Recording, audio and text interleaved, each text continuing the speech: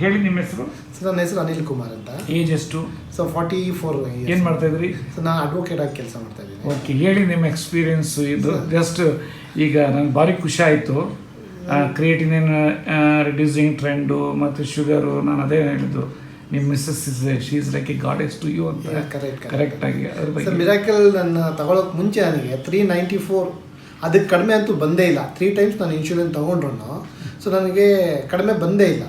So ನಾನು miracle ತೊಗೊಂಡು 10 days ಆದಮೇಲೆ ನಾನು ಇದು ಮಾಡಿಸಿದ್ದೆ. 15 daysಗೆ ನಾನು ಸೆರೆಮಿನ್ ಕ್ರಿಯೇಟಿನ್ ಮಾಡಿಸಿದೆ. 3 ಇದ್ದಿದ್ದು 2.7 ಬಂತು. ಸೊ ನಾನು ಶುಗರ್ ಅವಾಗ ಮಾಡಿಸೋಕ್ಕೋಗಲಿಲ್ಲ.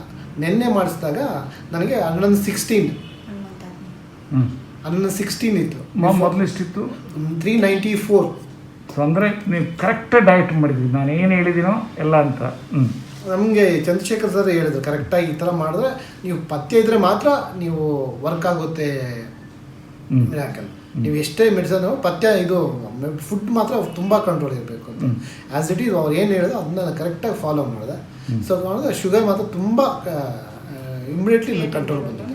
ಕ್ರಿಯೇಟಿನ್ 0.3 ಮಾತ್ರ ಕಡಿಮೆ ಆಗಿದೆ. ಯಾಕೆಂದರೆ ವರ್ಲ್ಡಲ್ಲಿ ಹೇಳ್ತಾರೆ ಕ್ರಿಯೇಟಿನ್ ಇನ್ಕ್ರೀಸಿಂಗ್ ಆಯಿತು ಡೌನ್ ಆಗೋದೇ ಇಲ್ಲ ಅಂತ. ಸೊ ಮತ್ತು ಬಾಡಿ ಚೇಂಜಸ್ ಹೆಂಗಾಗಿದೆ ನಿಮಗೆ? ಸೊ ಬಾಡಿ ಚೇಂಜಸ್ ನನಗೆ ಫ್ರೀ ಇದೆ ಈಗ. ಎಲ್ಲ ಕಾಲು ಉರಿಯೋದು, ಕಾಲು ತುಂಬ ಉರಿತಾ ಇತ್ತು. ಬಿಫೋರ್ ಇದು ತಗೊಳ್ಳೋ ಮುಂಚೆ ನನ್ನ ಕಾಲು ತುಂಬಾ ಉರಿತಾ ಇತ್ತು. ಸೊ ಮೋಷನ್ಗೂ ಸ್ವಲ್ಪ ಪ್ರಾಬ್ಲಮ್ ಆಗ್ತಾ ಇತ್ತು. ಸೊ ಈಗ ಮೋಷನ್ಗೂ ಅಷ್ಟೊಂದೇನು ಪ್ರಾಬ್ಲಮ್ ಇಲ್ಲ. ಕಾಲು ಉರಿ ಅಂತೂ ನನಗೆ ಒಂಚೂರು ಇದಿಲ್ಲ.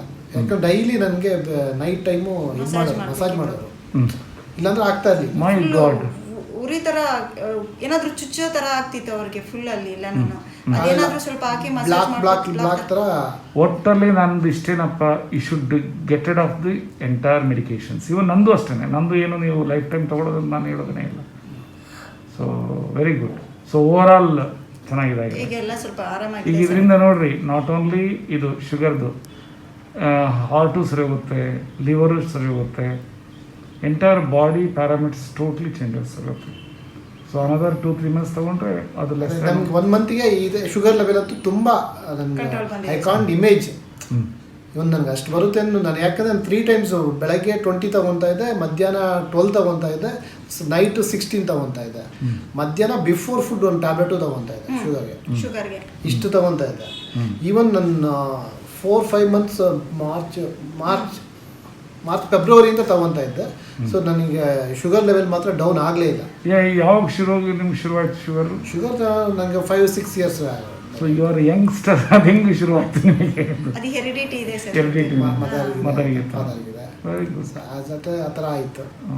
ಆ ಥರ ಆಗಿ ಬಟ್ ನನಗೆ ಇದು ತಗೊಂಡ್ಮೇಲೆ ಅಂತೂ ಶುಗರ್ ಮಾತ್ರ ತುಂಬಾ ಇದಾಗಿದೆ. 116 ವಂಡರ್ಫುಲ್. ಇಂಜೆಕ್ಷನ್ಸ್ ತಗೊತಾ ಇದ್ದೆ. ಅಲ್ಲ, ಕಣ್ಣು ಬಗ್ಗೆ ಹೇಳ್ರಿ ಹೇಗೆ ಅಂತ. ಒಂದು ಕಣ್ಣಲ್ಲಿ ನನಗೆ ಬ್ಲರ್ ಥರ ಆಗಿತ್ತು ಶುಗರಿಂದ. ಸೊ ಈ ಶುಗರ್ ಲೆವೆಲ್ ಡೌನ್ ಆದಮೇಲೆ ನಾರ್ಮಲಾಗಿ ಈಗ ಕ್ಲೀನಾಗಿ ಕಾಣಿಸ್ತದೆ. ನೈಟ್ ಟೈಮ್ ನನ್ನ ಗಾಡಿ ಓಡಿಸೋಕೆ ಆಗ್ತಾ ಇರಲಿಲ್ಲ. Good, full very good. ನಂಗೆ ಯಾವಾಗ ಇದು ಬಿದ್ದಾಗ ಫುಲ್ ಬ್ಲೈಂಡ್ ಇದಾಗ್ಬಿಡ್ತಾ ಇತ್ತು. ಒಂದು 10 seconds ಏನೂ ಕಾಣಿಸ್ತಾ ಇಲ್ಲ. ಟೈಮ್ ಹೋಗ್ಬೇಕಂದ್ರೆ ನಮಗೆ ಭಯ ಅನ್ನೋ ಥರ ಆಗ್ಬಿಟ್ಟಿತ್ತು ಸರ್. ನಮಗೆ ಏನಾದರೂ ಮುಂದೆ ಬಂದರೆ ಆರಾಮಾಗಿ ಗಾಡಿ ಓಡಿಸೋದು ಇದೇನು ಪ್ರಾಬ್ಲಮ್ ಇಲ್ಲ. ಕ್ಲೀನಾಗಿ ಕಾಣಿಸುತ್ತೆ, ವರ್ಡ್ಸ್ ಎಲ್ಲ ಕಾಣಿಸುತ್ತೆ ಈಗೆಲ್ಲ ಕ್ಲೀನಾಗಿ. ಮೊದಲು ಓದೋದಕ್ಕೆ ಸ್ವಲ್ಪ ಕಷ್ಟ ಆಗ್ತಾ ಇತ್ತು. Very good. ಮೊಬೈಲಲ್ಲಿ ವರ್ಡ್ಸ್ ಓದೋದಕ್ಕೆ ಆಗ್ತಿರ್ಲಿಲ್ಲ. ನಾನು ಹೇಳ್ತಾ ಇದ್ದೆ, ಬಟ್ ಈಗಿಲ್ಲ, ಈಗ ಆರಾಮ್ಸೆ ಮಾಡ್ತಾರೆ. Very good, very good.